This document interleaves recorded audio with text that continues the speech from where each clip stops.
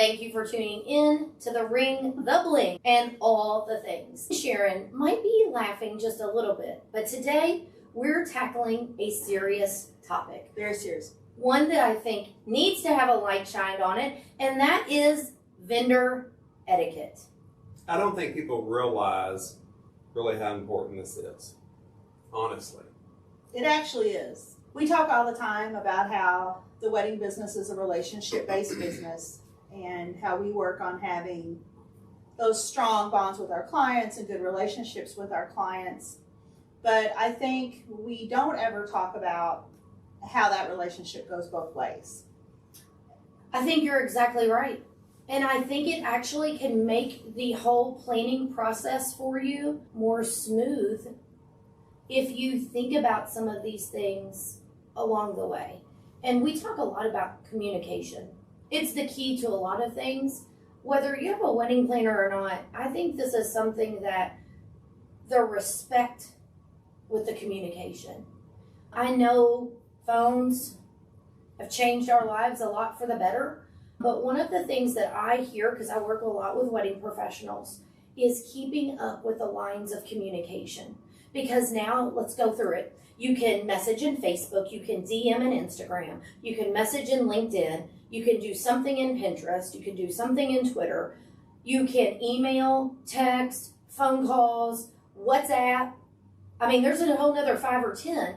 And what it comes down to, especially I think for wedding planners, as well as other vendors, is trying to keep your information regarding each event accounted for together in one place.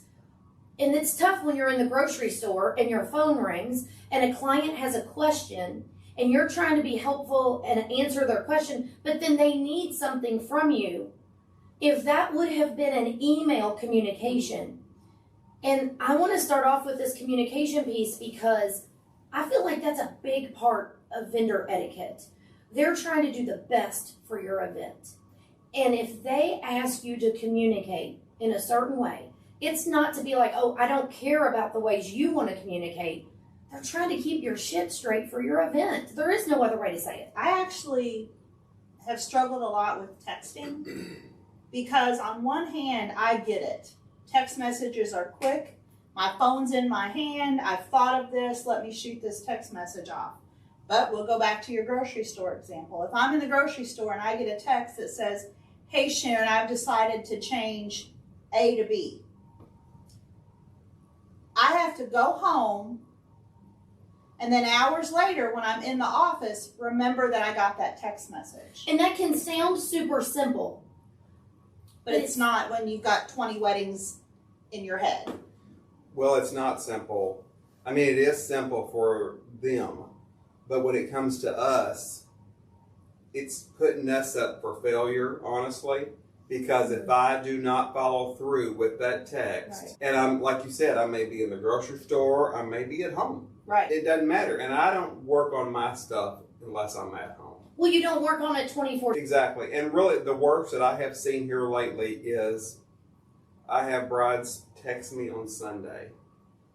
I don't even open them, be honest, and I'm not being disrespectful. It's just that I don't open them because when I open them, then I lose them. You know how it's not highlighted anymore. So I don't even open them until Monday morning, but I think that's a negative because I did not reply to it. But I think out of respect, you should not text on Sunday. I do ask that my clients, and like you and I have talked about, I think all of us are trying to do, I'm trying really hard to have some type of work-life balance. And that's hard for me because when I say all-in wedding planner, I want to be there. I want to be all in. But I also want to know that my clients are getting 110% of my very best. And if I keep draining the tank, I can't ever have time to be with my family or to refill, then I'm not going to be good for anyone. Clients, home, anything. So I really tried to set some boundaries and ask that I only be texted in a true emergency or the week of your wedding. If it's the week of your wedding and something needs to be handled urgently, then of course text me and we'll get it taken care of. But it's been really hard for me, myself personally, I'm not blaming anyone else, to set and keep boundaries with communication. Well, it's really hard for me and I'll be honest with you, I don't have a lot of, I would rather be communicated by email. Yes. That's the best form because you've got a paper trail on everything. If I'm in my email, I'm in my office. Yeah. So I can act on whatever. And I don't feel like a text is a paper trail. Especially, and I'm not downing their special day, and I want to give them 110% Right. of my very best. But when I'm dealing with, and I'm not exaggerating, I've got like 210 weddings on the books right now, and I may get a text from somebody, I may even get an email from somebody that says, hey, I need to add 4 centerpieces to my wedding. They don't sign it, they don't put their wedding date or nothing, and it's like, I understand that you're in this bubble. I'm not being negative when I say this. You're in this bubble, and I know that we are working for you. Your day. Your day. But you've got to give us information. You've got to give us time. You've got to think that you're not the only person that I'm dealing with. And I want to say that very nicely because I mean that very nicely, but it's something I don't think people think about. I think there's a real struggle now, too, for wedding professionals is a lot of my Google reviews or any kind of review that I get compliments me on being so responsive. I'm afraid I'm going to lose that if I don't answer your text message right now, if I don't take care of your problem right now. But, like you just said, in order to have a successful business and take care of my family, I can't have just one client. So I really struggle a lot with, hey, I just have a quick question. But it might be Sunday morning, I might be at church. It might be 8 o'clock at night, and it's the first time I've seen my husband all week. So I prefer email. So as somebody who, I said, works with wedding professionals, this is a very hot topic. And, you know, for our listeners that don't know, a role a lot of times I play with wedding professionals and other businesses is helping streamline or simplifying workflows, and communication is part of that. And I'll share with people, a lot of times the email component of that is connected to some type of business system that helps a business owner, wedding professional, track conversations, keep everything all in one like an electronic filing system for each event. And one of the biggest hoops to jump through is helping navigate through adjusting your communication style with clients who have been used to phone calls, text messages, emails, social media messages, to say, I need it to come through email. In the whole grand scheme of things, when I work with wedding professionals, is the number one thing that they have, first and foremost, is not their business. It's taking care of their client. It's not, well, this is better for my business. No, I want to streamline this and simplify this. It's a service-based business. You want that relationship. And I'm a strong believer in boundaries, 100%. And that is something that you are in a bubble. And no one is all trying to take away that bubble of that couple, of that special day. Because wedding professionals truly treat it like that's their only client. When it comes down to it, they do. But respecting your vendors, looking at their email signature to see if they have office hours, if you need to talk to them, to read your contract or your welcome packet, I think that's what you refer to it as. What is the preferred method of communication, like you just mentioned? Because all these professionals, and I've worked with a lot of them, first and foremost, their client experience, their client journey is of utmost importance, first and foremost, before any of their business stuff. And I think that's really important to share with these engaged couples, is it's not just, oh, I need you to email me. A lot of times I think some of that can come off a little short. And it doesn't, it's not meant like that. I don't think, honestly, it's the client's fault. I think we are dropping the ball because, I just, probably in the last year, created a welcome packet that says, I will try to answer email within 24 hours. These are the days in which I will answer email. If you email me on a weekend, I'm probably at an event. Because I realized I was getting upset and overwhelmed, but I wasn't telling them how to communicate with me. You were doing that to yourself in your own mind, Correct. allowing, oh my gosh, they emailed or they texted, it's been 2 And hours. honestly, it's not even about me being bothered or it not being a convenient time. I'm terrified I'm going to make a mistake. That's my thing. Yeah. And that is a sucky place to work from, Yeah. to be honest with you, it is. And I think too, Sharon, is you're right. There is some responsibility on the wedding professionals to set the expectations from the beginning.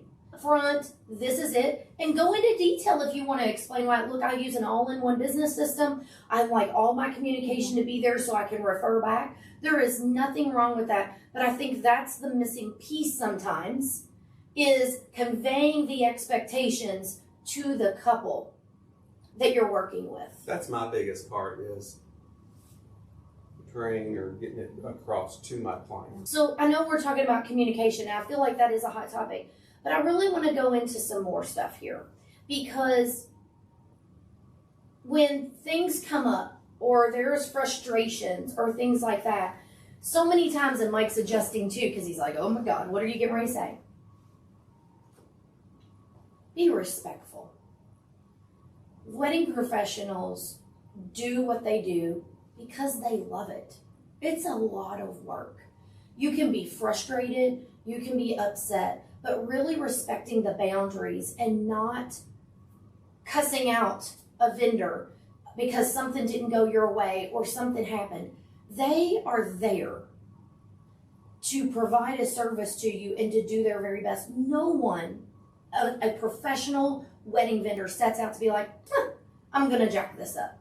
Absolutely not. And that to me is so important, is being respectful along the way of planning, the day of. They're doing probably anything and everything they can. And some things are completely out of control. You're looking at me a little perplexed. Am I not saying something correct? No, you're saying it all correct. It's just Are you watching to make sure how hard am I going to be on this? And yes. how am I going to deliver?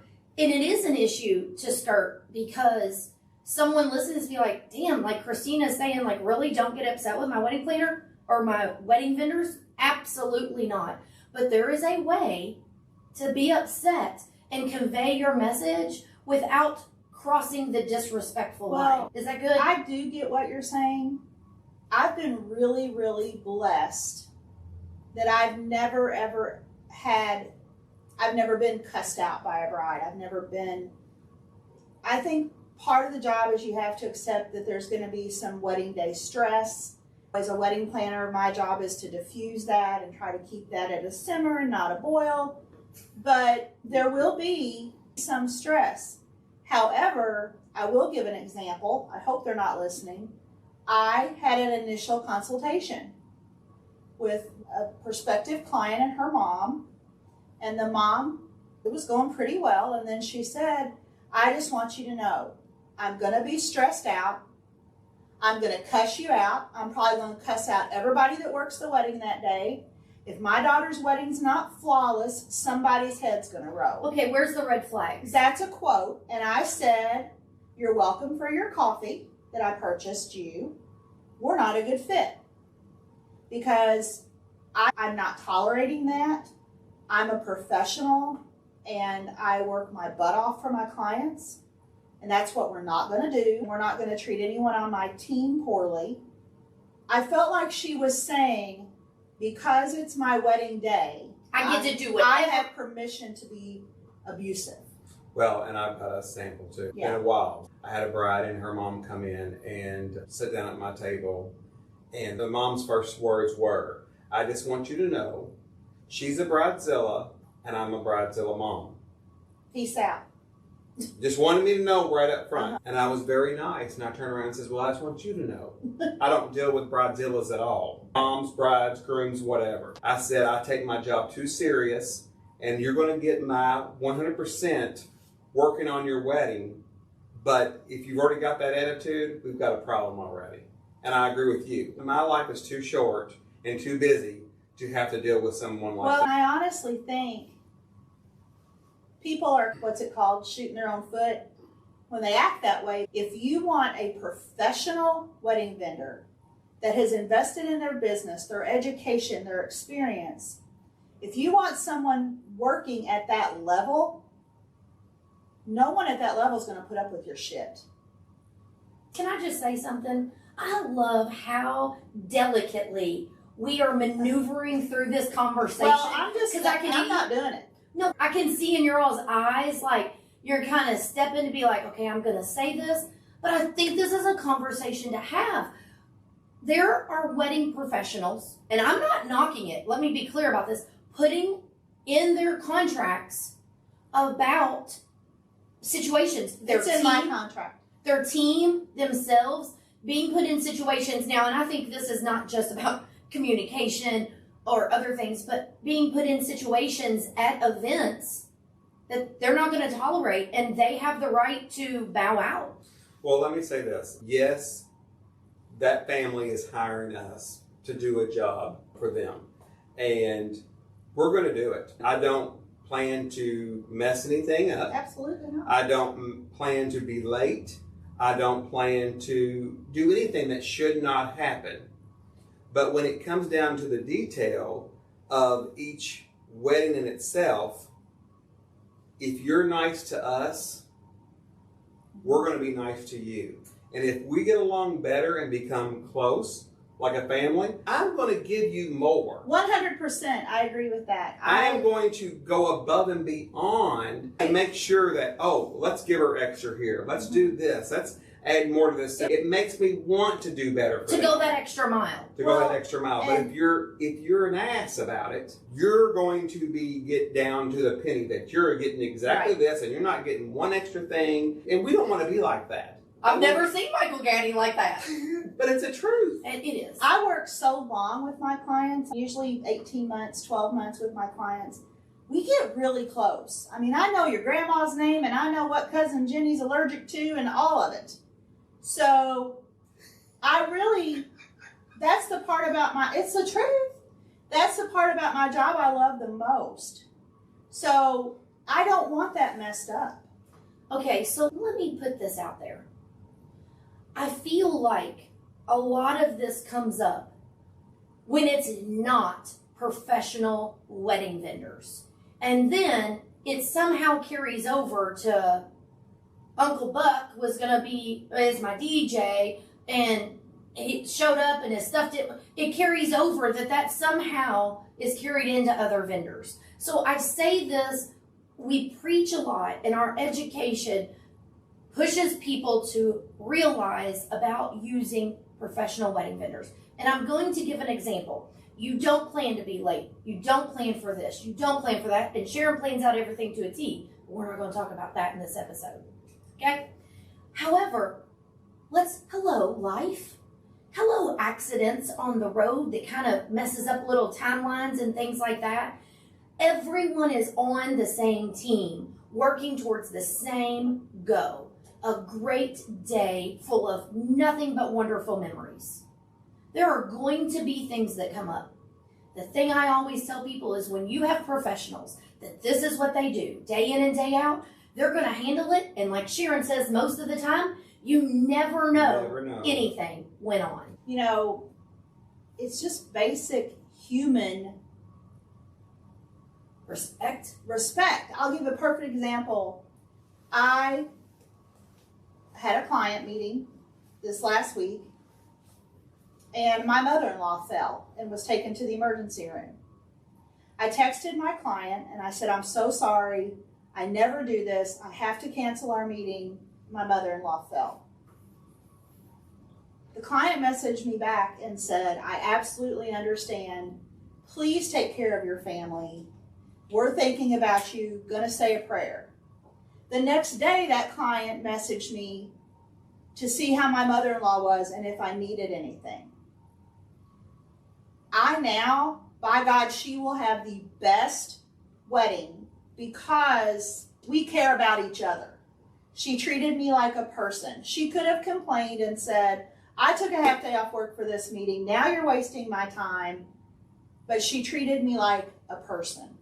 And I appreciate that. And that meant more to me than, I give 110% to everybody, but I wish people knew how much it meant when your clients show you that they care about you as a person. When you're treated like a human being. I will never forget her kindness on that day. Something else, I'm not talking about me personally because I've been doing this for a long time and I've got tons and tons and tons.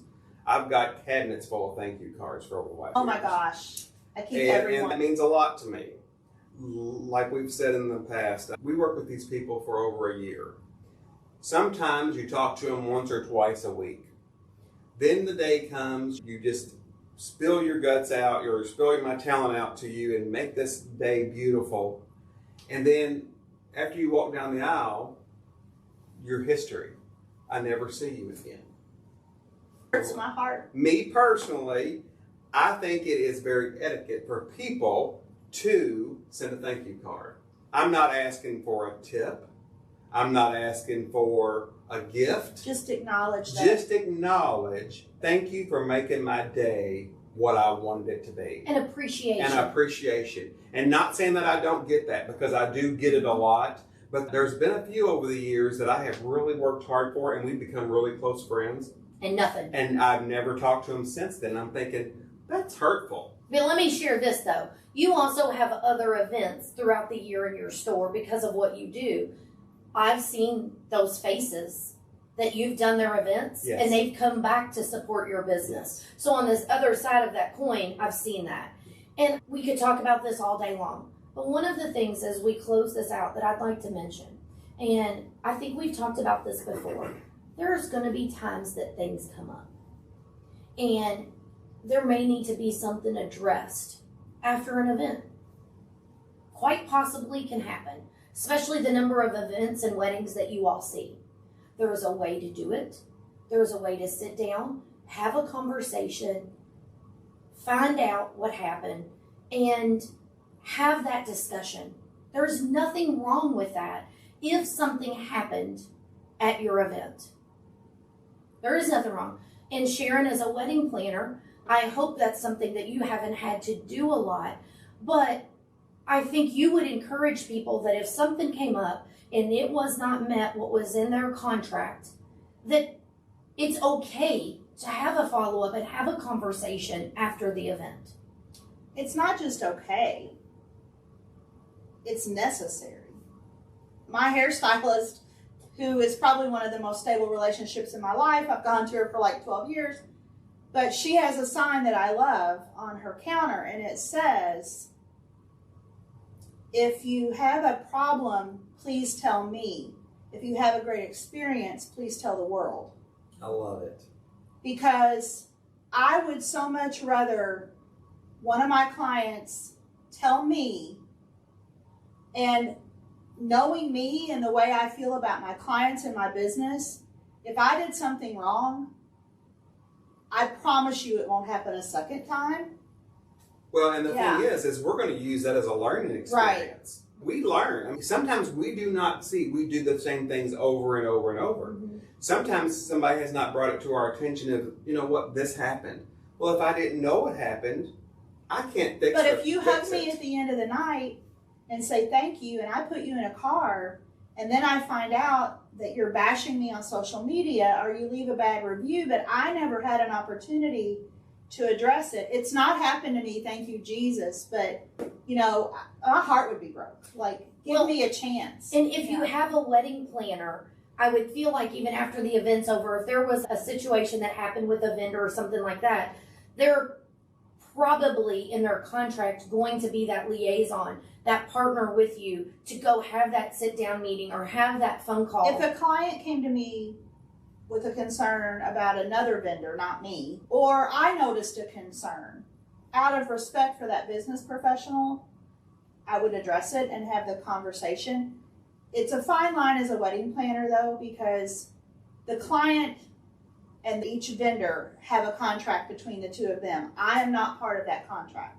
Now I might help you find your vendors and I might help you look at your contract and fine tune your contract, but at the end of the day, each different vendor has an agreement with that client, not with me. And their responsibility is to the client, it's not to me. And I think I would try to mediate that if I could. that's the thing about etiquette. We're not just talking about up front. We're talking about up front, throughout the event, And then into after the event, the etiquette is discussed across the board. Social media. You said something about social media, Facebook, Instagram, or anything. That I don't think that's a place to down a business. Right. Let them talk to you. Talk to them and work that out. See if you can resolve that solution and not spill it out to the world. I don't think that's a place to do that. That goes back to respect to me. Yes. Have the common courtesy to have a conversation. Phone, email, in-person meeting, something, some kind of conversation.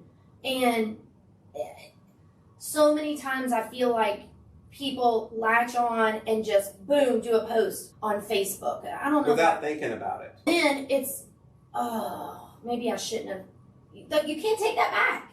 Like, you literally cannot take that back. So that's why I want to mention this as part of etiquette, because we're not sitting here sharing with people every event is perfect and it goes off flawlessly and there's nothing that happens behind the scenes. Awesome. We've talked a lot about things not to do, but I've had some experiences with my clients that made me feel so super appreciated and so like they were grateful. And I'm having clients now where I did a sister's wedding or a brother's wedding and the family's coming back to me, or they want me to plan a baby shower. That means the world to me. I think we should address some things you can do to make your vendors feel appreciated. I know one of the things that I hear vendors at every wedding talk about is providing them, if they're there with you all day, provide them a meal and not a bologna sandwich. Provide them a hot meal, usually the same meal that you're serving your guest. It's happened. I'm sitting here thinking about when we started this episode to where we are now, and Mike's laughing. I'm thinking about a bologna sandwich. And that happened. I thought a band was not going to go back on the stage one night because when we went to get the vendor meals, it was like when you went on a field trip in elementary school. Brown bag? A sandwich, an apple, and a cookie, and a can of soda. Was it a brown bag? And the band, I had to be really extra nice. I got a bologna sandwich too. Back to the serious point, when we started this episode, and now coming to the end, I'm sitting here thinking back about what we've just talked about. This is pretty damn powerful. Like, seriously, although we make lighthearted comments and laugh along the way, respect is a two-lane street. It is. There are some things. I want to end on a positive note. I think providing them a meal. If you're having a plated meal, get all your vendors chicken. I don't care. But a hot meal for those people that are with you all day. Another thing that I learned to do on my floor diagrams is I always do a vendor table. So your vendors have a home base to put their binder. The photographer can put their camera bag. Some place where they can sit down, get off their feet, and eat their meal comfortably. Plus, I always want visual with my bride and groom. So don't put me in a back room somewhere where I can't see that they need me. I want to be where I can see my bride and groom all the time. I think, like Mike said, a thank you note afterwards. All I want at the end of an 18-hour wedding day, all I really need to go home and go to bed and feel good is for you to give me a hug and tell me it was everything you imagined. That's all I need. I get asked all the time, how much do we tip each person? That's great. I appreciate a tip so much. I work my butt off. But at the end of the day, what I really need is you to tell me it was good and for you to support my business in the future. Leave me a good review. Send your friends to me. There's no better thank you, in my opinion, than a referral. Yes. A mention. They don't even have to book. They don't have to use your service. Just the thought that they cared enough to send a potential person. I'm still so old school that when a client refers someone, a past client refers someone to me, I still Google their address out of Aisle Planner and I write them a handwritten thank you note for the referral because it means that much to me. What a great way to end this. And I know we can go down so many different roads with this. Honestly, this is just the tip of the golden rule. Treat people like you want to be treated. Treat people like you want to be treated. Amen to that. All right. Thank you so much for tuning in. Love to hear your feedback, especially on this topic. Maybe there's some things that we're not thinking of. Share with us. It's an open door policy. We make it super easy. Go to the website. You can record a message by clicking the microphone. You don't even have to type if you don't want to. Or if you prefer to type, just fill out the contact form. We read all of those. We pay attention to that. And it means a lot to us to hear people's feedback. Maybe there's something we're not thinking of. All right. Until next time, everyone. See ya. No way. We want you to give us a 5-star glowing review. A 5-star glowing review. 5-star glowing review.